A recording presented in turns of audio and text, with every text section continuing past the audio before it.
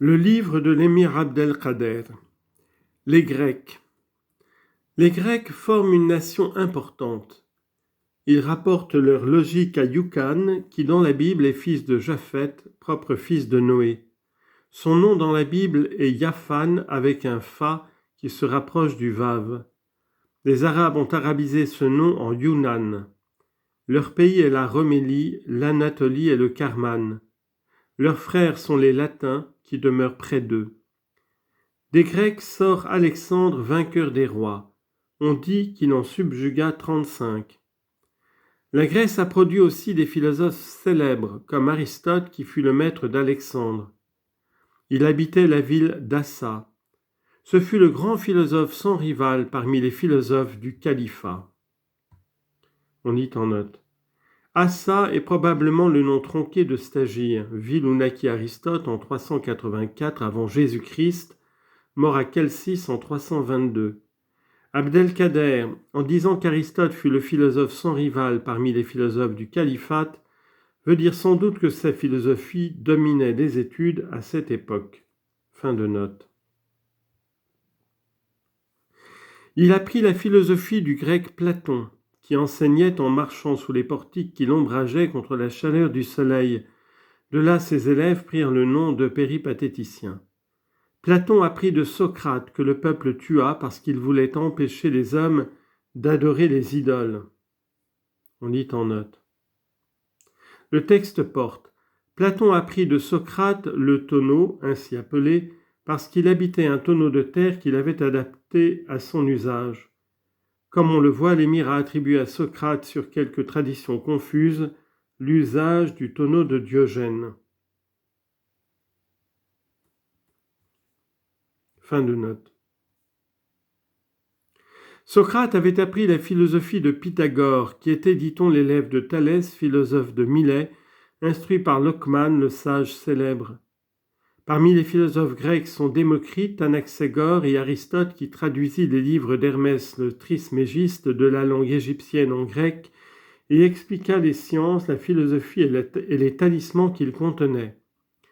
Le livre d'Alishtamaatis contient la conquête des villes et des forteresses, au moyen des décrets et des talismans, parmi lesquels il y en a qui font descendre la pluie et attirent les eaux.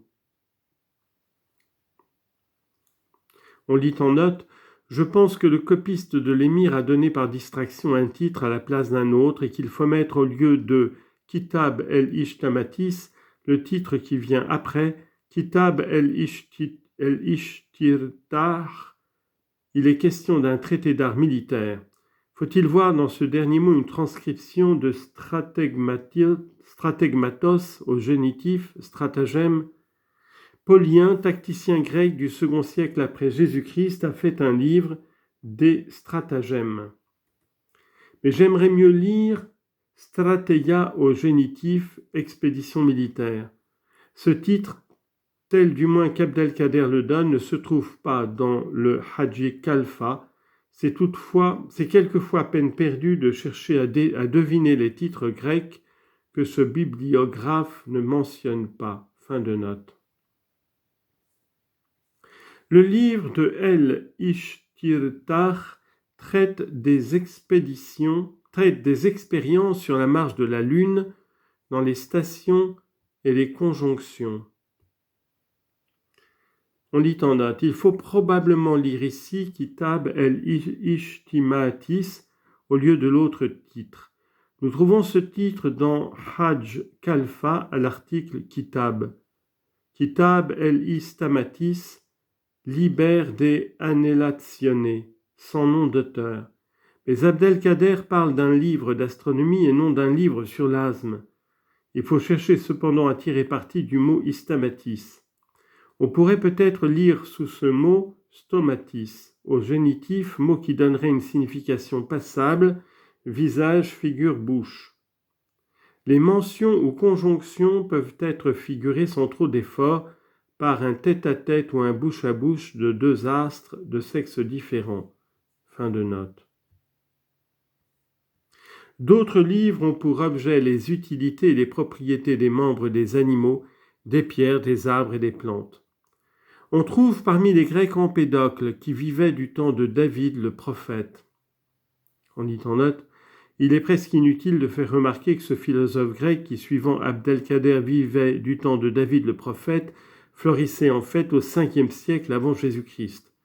La philosophie d'Empédocle était en grand honneur chez les Arabes. Fin de note. Les savants de la Grèce s'appelaient philosophes, métaphysiciens. Le sens de Phéila dans leur langue, c'est ami.